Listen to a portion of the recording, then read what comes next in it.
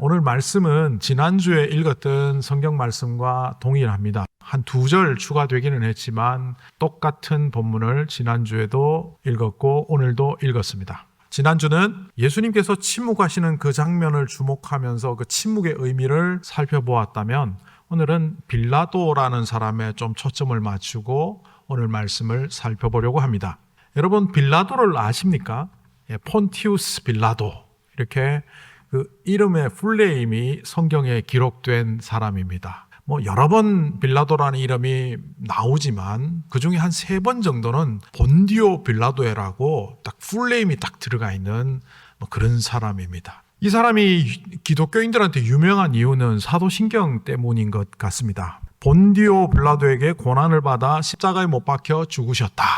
이 문구는 한 3세기경, 4세기경의 사도신경이 교회의 고백이 되고 난 이후 무려 한 1700년 가까이 대부분의 교회에서 고백되어지는 신앙 고백으로 채택되고 있습니다. 그러다 보니 기독교인이라 그러면 빌라도는 다 알고 있습니다. 그런데 이 빌라도에 대하여 어떤 사람입니까? 라고 질문을 하면 제대로 모릅니다. 성경을 좀 많이 보신 분들은 오히려 이렇게 질문할 수도 있습니다. 그 좀 억울한 사람 아닙니까? 본디오 빌라도에게 고난을 받아 십자가에 예수님께서 돌아가셨다라고 말하기에는 마태복음부터 요한복음에 이르는 내용들을 쭉 살펴보면 그는 예수님이 사형되는 것을 막으려고 했던 사람처럼 보이기 때문입니다. 그래서 지금도 목회자들이나 신학자들 사이에 논쟁 아닌 논쟁이 하나 있습니다. 그 논쟁의 주제는 빌라도가 예수님을 죽였는가 아니면 진범은 따로 있는가입니다. 그러니까 예수님의 고난과 죽으심이 진범이 본디오 빌라도가 맞는가? 이런 질문입니다. 자, 그렇다면 이 빌라도에 대해서 우리가 조금 더 살펴볼 필요가 있는데, 이 빌라도는 한때는 이 사람 실존 인물 아니다, 이렇게 평가받기도 했습니다. 본디오 빌라도에 대한 로마의 문헌들이 거의 없었기 때문입니다. 그래서 성경에나 나오지 로마의 문서에는 잘 등장하지 않는다라고 했는데, 학자들이 연구하고 또 연구해서 결국은 찾아내었습니다. 그래서 결국 이 사람은 타키투스의 그 기록에도 등장하고 또 유대 역사를 쓴 유대 역사가의 책에도 등장하는 거 볼 때 이 사람은 실존 인물이 맞다. 게다가 가이사랴 지역에서 유적이 고고학적으로 발굴이 되었는데 거기에 본디오 빌라도의 이름이 나오는 걸로 볼 때 이 사람은 당시에 총독이었던 사람이 맞다, 이렇게 되었습니다. 이 사람이 실존 인물이다 아니다를 떠나서 유럽의 역사 속에 이 사람은 굉장히 유명한 사람으로 각인된 사람입니다. 그 사람이 했던 말이나 행동이 많은 사람들에게 영감을 주었기 때문입니다. 혹시 이런 말 들어보셨습니까? 에케 호모. 예수님께서 홍포자락을 쓰시고 가시면류관을 쓰시고 이렇게 막 피를 흘리는 아주 처참한 장면을 그림으로 그리면서 그 그림의 제목을 대부분 에케 호모라는 라틴어 이름을 붙입니다. 이 사람을 보라, 이 사람이다, 이런 뜻이죠. 라틴어를 풀어보면. 요한복음에 보면 예수님의 사형 언도를 기대하는 사람들에게 이 사람은 사형당할 만한 죄를 지은 것이 없으니 내가 매질해서 풀어주려고 한다 하고 동물의 뼈나 이런 날카로운 조각들이 달려있는 채찍질을 하고 살점이 뚝뚝 떨어져 나갔겠죠. 가시로 만든 면류관을 씌워서 이마에서 피가 철철 나도록 하고 홍포자락을 뒤집어 씌워서 사람들한테 세우며 마치 쇼 진행자가 사람을 소개할 때 동남아 순회 여행을 끝나고 방금 귀국한 대형 가수 누구 하듯이 여러분들이 그토록 죽이려고 하는 이 사람이요 라고 소개하듯이 에케 호모 한 이 말은 그림을 그리는 화가들은 물론이고 문학가들에게도 많은 영감을 준 문장으로 유명합니다. 그런데 이 사람이 했던 말 중에 더 유명한 말은 이것도 라틴어인데요. Quid est veritas입니다. Quid est veritas. 이거는 what is truth? 진리가 무엇이냐? 요한복음에 보면 예수님께서 진리에 대하여 본인과 연결해서 잠깐 언급하시는 장면이 나옵니다. 그때 그 말을 이해하지 못한 빌라도는 예수님에게 묻습니다. 진리이신 예수님을 앞에 두고 어처구니 없게도 진리가 뭐냐? 라고 반문하는 이 장면의 말입니다. 이 말은 서구 철학자들이 이렇게까지 평가를 합니다. 서구 사회가 발전하고 계몽되고 성장하는 데 있어서 가장 본질적인 질문을 던진 것이 바로 빌라도다. 진리가 뭔가? 이 진리가 뭔가에 대한 질문들 때문에 대학이 파생했고 학문이 발전했고 과학기술이 발전했다. 그래서 그중에도 우리가 잘 알고 있는 프리드리히 니체 같은 사람은, 이 사람은 하나님을 안 믿으니까 이런 말을 하는 거죠. 신약 성경에서 가장 존경하는 인물이 하나 있는데 그 사람은 본디오 빌라도다. 경의를 표한다. 뭐 이렇게까지 말했습니다. 그가 말했던 진리가 무엇이냐라는 질문이 자기에게도 엄청난 영감을 주었고 서구 근대 사회로 발전하기 위한 토대를 닦은 질문이다. 그런 의미에서 그런 얘기를 했습니다. 또 그가 했던 행동, 마태복음 27장에 보면 이런 말이 나오죠. 물을 가져다가 무리 앞에서 손을 씻으며 말하기를 이 사람의 피에 대하여 나는 무죄하다. 너희가 그 죄값을 치루어라. 이렇게 말하는 장면입니다. 한 정치가가 자기가 궁지에 몰렸을 때 세숫대야를 갖고 와서 손 씻는 장면을 연출한 적이 있습니다. 저것도 성경 좀 봤구만. 네, 제가 그 생각을 했습니다. 나는 죄가 없다라는 의미로 아마 기자들 앞에서 손을 씻은 것으로 보입니다. 그런데 이 손을 씻는 장면에서 유대인들이 이렇게 외칩니다. 백성이 다 대답하여 이르되 그 피를 우리와 우리 자손에게 돌리십시오. 자, 이렇게 빌라도와 관련된 행동, 말, 문장들이 서구 사회에 굉장히 영향을 많이 주었는데도 불구하고 우리가 기억하는 장면은 본디오 빌라도에게 고난을 받으사 예수님께서 십자가에 죽으셨다는 그 문장입니다. 이 사람은 역사가들의 기록을 요약해 보면 우리가 알고 있는 모습과는 좀 다른 모습을 갖고 있습니다. 마태복음에서부터 요한복음까지 나오는 그 모든 말들을 한 80여 개를 다 찾아서 읽어보았더니만 이 사람은 어떤 의미에서 좀 우유부단하기도 하고 문자적으로 접근해보면 예수님이 사형되는 것을 막으려고 했던 사람으로도 보입니다. 그런데 역사가들은 전혀 다르게 말합니다. 타키투스라는 로마 역사가가 그를 언급한 것이 아니고 네로가 기독교를 박해하던 시절에 기독교를 소개하면서 이렇게 말합니다. 티베리우스, 로마 2대 황제입니다. 티베리우스 황제 시절 예수라는 사람이 폰티우스 필라투스에게 처형당했다. 여기도 보면 유대인들이 예수를 죽이려고 했는데 본디오 빌라도가 동의를 한 것이 아니고 본디오 빌라도가 예수를 처형했다. 이렇게 기록하고 있습니다. 유대 철학자 필로 그리고 요세푸스라는 역사가의 기록들을 찾아보면 요세푸스는 예수님과 동일한 시대에 살았던 사람입니다.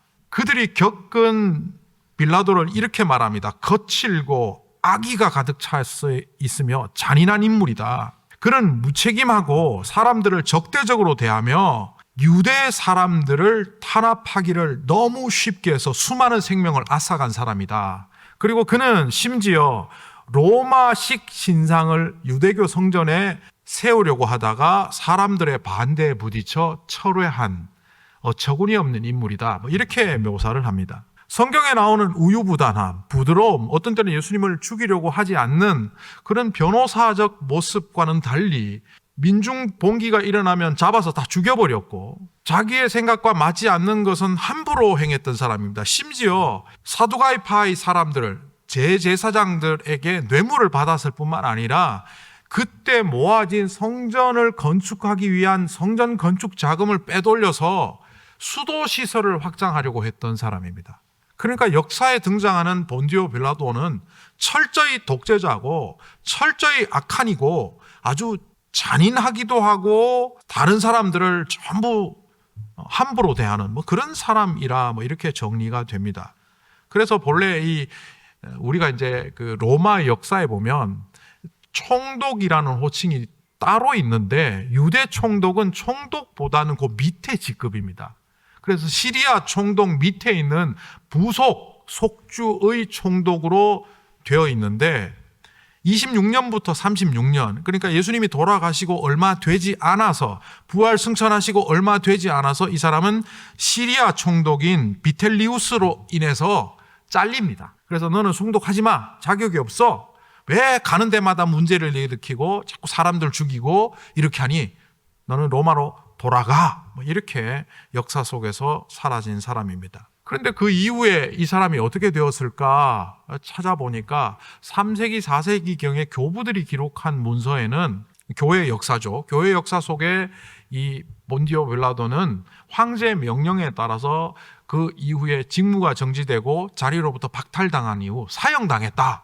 그러니까 자살을 명령받은 거죠. 그래서 자살했다.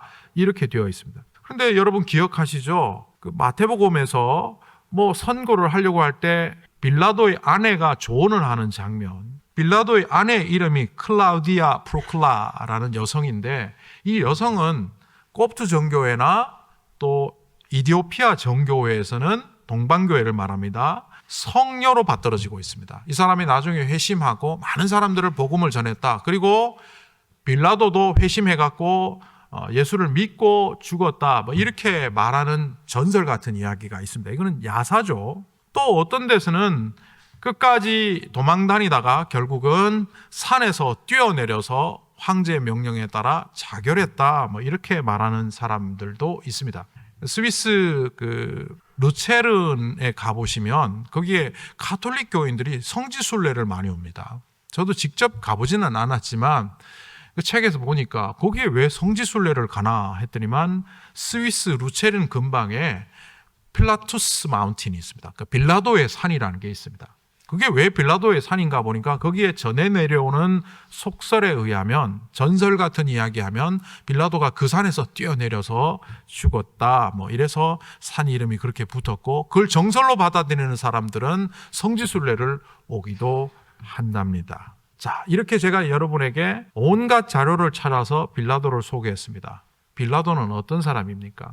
교회에서 신학자들이 논쟁하는 빌라도는 과연 예수님을 죽인 진범이냐 아니면 억울한 사람이냐, 검사 입장입니까? 변호사 입장입니까? 오늘 말씀에 등장하는 또 빌라도를 우리가 살펴볼 필요가 있습니다. 오늘 말씀을 분석해 보면 글자 수로는 788자입니다. 대화하는 내용으로 따지면 설명 좀 빼면 390자로 이루어진 대화체입니다.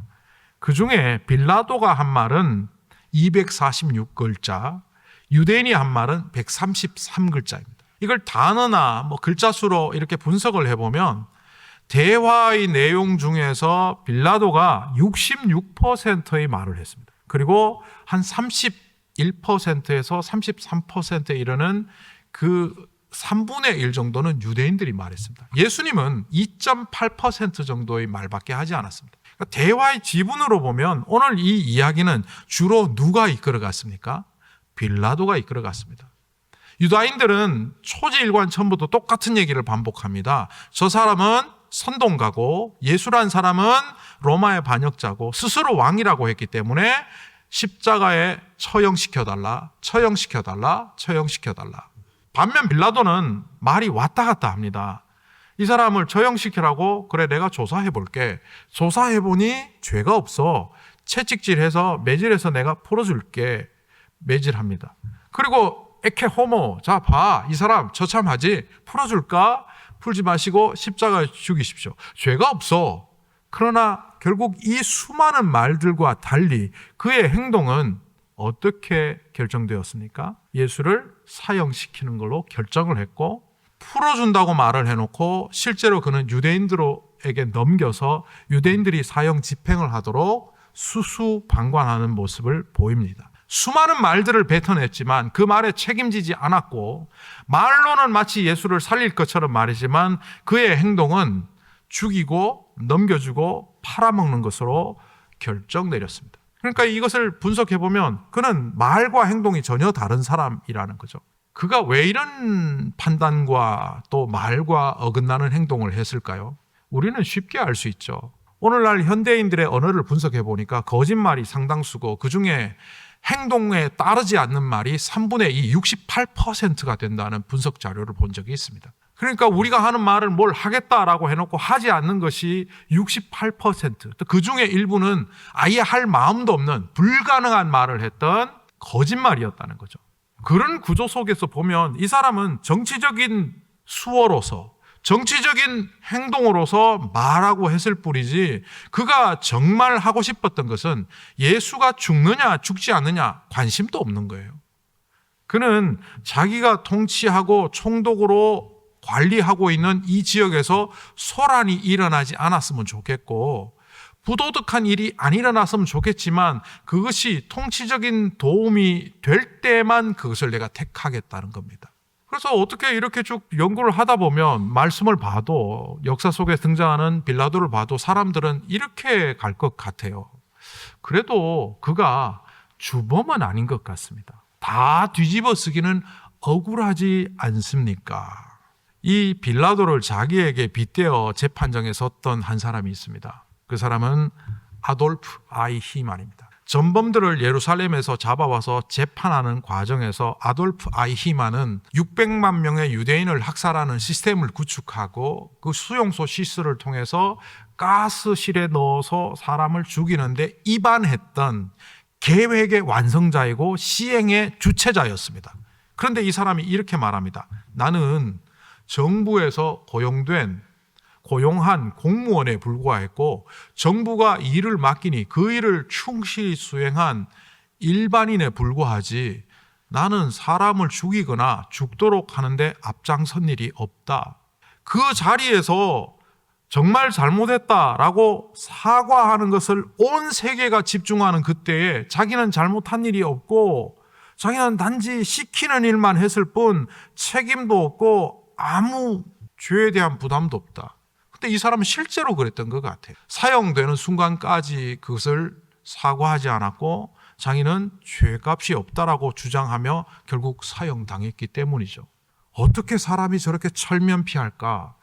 그것을 연구한 한 정치학자가 책을 썼는데 그 책의 이름은 예루살렘의 아이히만이고 이게 거의 논문에 가까운 책이에요. 한나 아렌트라는 사람이 그 아이히만을 보면서 그 책에 이런 말을 합니다. 악의 평범성, banality of evil.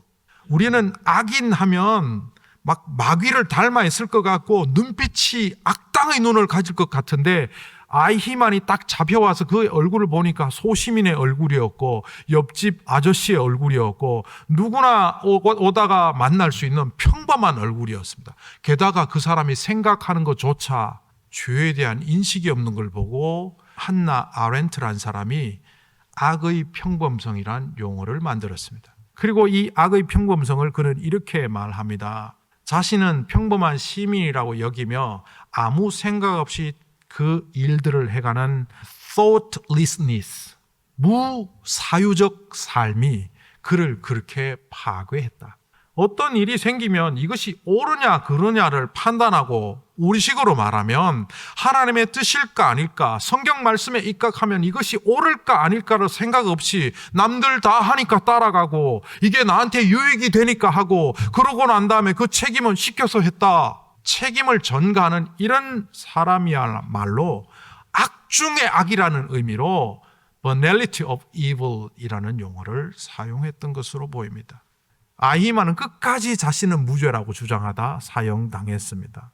근데 이 연구한 학자의 눈에는 그것은 바로 무사유적 삶의 태도일 뿐만 아니라 그의 말들은 아무 책임을 지지 않고 자기를 무가치한 존재로 만드는, 영어로 표현하면 inability to speak, 무능력함을 드러내는 상투적이고 관용적인 표현을 통해서 자신은 싹 빠져나가는 그런 모습을 보인다. 이 사람이 재판정에서 실제로 빌라도를 언급했습니다. 빌라도가 그랬듯이 나도 그 결정에 별로 영향이 없는 사람입니다. 여러분, 빌라도를 어떻게 보십니까? 변호사의 입장에 서십니까? 검사의 입장에 서십니까? 처음에는 약간 변호사로 갔다가 이 얘기 듣고 보니까 그 법적인 책임의 최종 결정권자는 빌라도고 또 도의적인 책임으로 봐도 풀어준다 그러고 풀어주지 않았으니 빌라도가 진범이구나 그러시겠습니까? 우리가 보는 사도신경은 라틴어로 작성된 문서입니다. 그 라틴어로 된 문서에 이렇게 되어 있습니다. 파수스, 패션, 고통, 고난, 수브 폰티오 필라토. 필라토의 통치 아래 예수님은 고난당하셨다. 이걸로 보면 통치권자로서 총독으로 있는 그 시대에 빌라도와 상관없이 유대인들이 들고 나와 결국 예수님을 죽인 것 아니냐 이렇게 될 수도 있고, 그 시대를 책임지라고 총독을 맡겼으니 그 모든 일의 결과도 총독인 본디오 빌라도가 책임져야 된 것 아니냐 이렇게 생각할 수도 있습니다. 그런데 이 논쟁에 맹점이 있다는 것 아십니까? 진범이 누군 것 같습니까? 성경은 우리에게 진범이 누군지 밝혀놓았습니다. 그 진범은 우리입니다. 예수 그리스도는 유대인 때문에 죽었다라고 성경에서 말하지 않습니다. 빌라도 때문에 죽었다고 말하는 것은 좀 전에 사도신경에 나온 것처럼 본디오 빌라도의 통치 시대에 스브 폰티오 플라투스, 그 시대에 예수님이 고난당하셨다, 이런 표현입니다. 그러니까 결국 우리의 죄 때문에 예수가 죽었다고 진범이 누군지 분명히 밝혀놓았는데 우리는 싹 빠져나가고, 빌라도 때문에 죽으셨나? 유대인 때문에 죽으셨나? 결국 이 유대인 때문에 우리들의 후손들에게 피값을 돌리라는 그 마태복음 말을 철저히 지킨 사람이 누굽니까? 히틀러 아닙니까? 내가 유대인을 박해하고 죽이는 이유가 뭔지 아십니까? 그들이 우리가 받들고 믿는 예수 그리스도를 죽였기 때문입니다. 그들이 말하기를 우리와 우리 자손에게 피값을 돌리라고 하지 않았습니까? 우리가 이 땅에서 우리의 죄값을 모른 채, 예수 그리스도가 우리 때문에 죽은 줄 모른 채 어느새 죄인을 의인이라고 칭했더니만 스스로 의인인 양 살아가면서 상대방을 적대적으로 대하고 그 사람의 잘못과 죄를 드러내며 자기는 의롭다 여기며 살아가고 있다면 바로 그 사람이 banality of evil, 악의 평범성 속에 있는 악당이 되는 겁니다. 빌라도를 보면서 그의 교묘함을 보십시오. 책임 전가를 하고 자기는 빠져나가는 것, 이게 우리가 죄인인 줄 모를 때, 우리의 죄 때문에 예수 그리스도께서 죽었다는 걸 인정하지 않을 때 바로 우리의 모습입니다. 어떤 분이 이런 얘기하는 것을 들었습니다. 제가 오늘날 신앙생활이 이렇게 좋지 못한 이유는 과거의 교회를 잘못 만났기 때문입니다. 과거에 내 신앙의 선배들, 내 목사가 잘못 가르쳤기 때문에 내가 이렇게 신앙이 성장하지 않았습니다. 정말 그럴까요? 어떤 사람은 그렇게 말합니다. 내 결혼 생활이 행복하지 못한 것은 배우자 때문입니다. 자식들은 말합니다. 부모 잘못 만나서 내 인생이 이렇습니다. 이게 전부 banality of evil이라는 사실을 우리는 자각해야 합니다. 악은 우리에게 공기처럼 다가옵니다. 악은 우리에게 평범함 속에서 다가옵니다. 그래서 나는 하나님 말씀대로 살지 않으면서도 우리는 그렇게 말합니다. 어떻게 성경 말씀대로 다 살아요? 이게 세상의 가치고 세상의 진리고 세상이 말하는 행복의 수단인데 그것이 성경에서 말하는 진리를 이겨버리고 우리 안에 진리로 자리 잡고 있습니다. 세계 유수의 대학들이 진리의 단어를 라틴어로 veritas라 말을 안 넣고 있는 학교가 없습니다. 오늘 칼럼에도 썼지만 하버드 대학은 물론이고 서울대학은 물론이고 온갖 대학들이 veritas, 진리라는 말을 교표나 모토로 다 삼고 있습니다. 고려대학교도 보면 veritas라는 단어 있어요. 그런데 그들이 말하는 veritas, 진리는 성경에서 말하는 그 진리가 아니에요.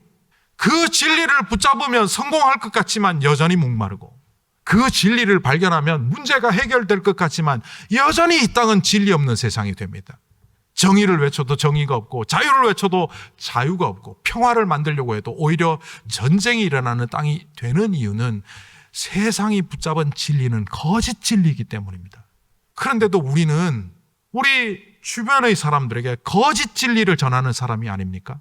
자식들에게 성공해야 돼, 이미 나서 공부 잘하고 좋은 학교 가고 돈 많이 벌고 사람들에게 인정받고 권력 가져야 네 인생이 행복해라는 독을 집어넣으면서 그것이 거짓 진리라는 사실을 망각한 채 우리는 어느새 어쩔 수 없잖아요 말하는 아돌프 아이히만처럼 내가 한 게 아닌데 뭐 라고 손을 씻는 빌라도처럼 책임을 전가하고 있는 것은 아닌지요.